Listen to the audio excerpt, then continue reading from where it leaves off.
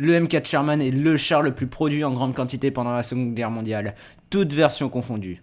Et pour cette première vidéo du hangar, nous allons parler de cette icône des forces américaines. Through the gates of hell, as we make our way to heaven, through the Nazi lines, Viva Victoria!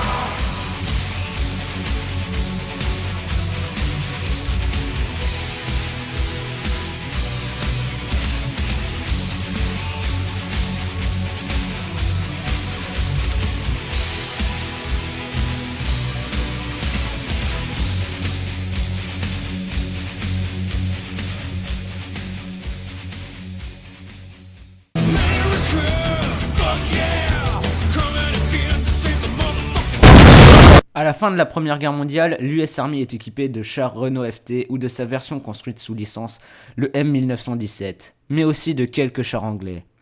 Mais c'est à peu près tout, car les années 1920 et 1930 sont des années maigres pour les forces armées américaines. Seulement 321 chars légers d'infanterie, qui sont pour la grande majorité obsolètes, et que 148 combat cars. La grande majorité de l'armée américaine à l'époque était l'infanterie et la cavalerie. Pour comparaison, la France avait à l'époque 3378 chars dans ses rangs, et bien plus modernes, 10 fois plus que les Américains.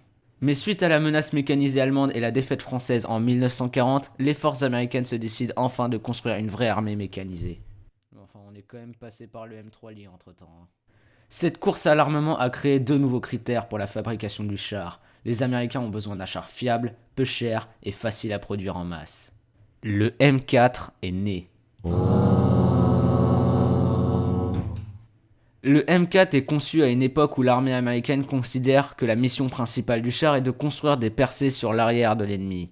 L'appui de l'infanterie est également une mission importante, mais pas la lutte contre les chars adverses, qui doit être confiée principalement à des chasseurs de chars ou tank destroyers dédiés, comme le Hellcat ou autre Jackson.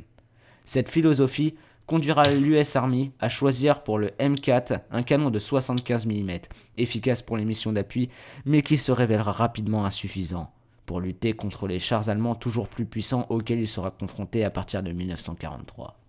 Bon, en même temps, un blindage incliné de 120 mm, c'est un peu dur à percer, surtout avec des obus HE. Le M4 descend directement du M3.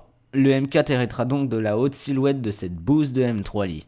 Le Sherman était doté d'un moteur à étoile. Oui, un moteur d'avion dans un char, tout va bien dans le meilleur des mondes. Bon, faut dire aussi que la doctrine des US était de fabriquer en masse, alors qu'ils n'avaient pas encore forcément le matériel.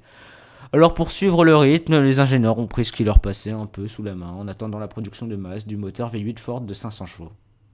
Le M4 est aussi connu sous le nom de Sherman, mais cette nomination n'était utilisée que par les Britanniques, qui avaient comme tradition de nommer chaque nouveau blindé américain par un général de la guerre civile américaine. Cet homme est moche. Ah, et pour continuer sur les surnoms du M4, on le nommait aussi The Lighter, en français le briquet, ou encore par des noms de fabricants de poêles et de briquets, mais aussi The Burning Tomb, la tombe brûlante, en raison de sa fâcheuse tendance à prendre feu. En effet, les Américains avaient pour habitude d'embarquer beaucoup trop de munitions. De plus, le carburant utilisé était l'essence. Et les munitions et l'essence, ça brûle bien. Mais comme si tout ceci ne suffisait pas, le réservoir et leur atelier de munitions étaient peu protégés. Donc un bon coup bien placé... Le M4 fut employé dans de nombreux conflits, dont le premier... Bon allez, je vous laisse deviner.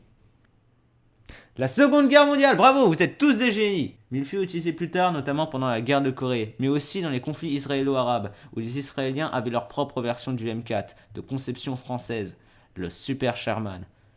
Son dernier combat en date était en 1990, putain, dans les Balkans. Mais bordel, en 1990, on avait des amis X-30 et un an plus tard, le Leclerc. Donc bon, un peu de retard les mecs. Mais le pire, c'est le Paraguay, qui maintient en état et utilise 3 Sherman pour l'armée. 75 ans après la conception du Sherman. Fait beaucoup, beaucoup trop. Bon voilà, c'est tout pour cet épisode, j'espère qu'il vous aura plu. N'hésitez pas à proposer un véhicule dans les commentaires, que ce soit un avion, un tank, un navire ou encore un vélo. Déclenchez la commande de tir sur les pouces bleus et ne perdez pas de temps, rejoignez notre Discord. Goodbye.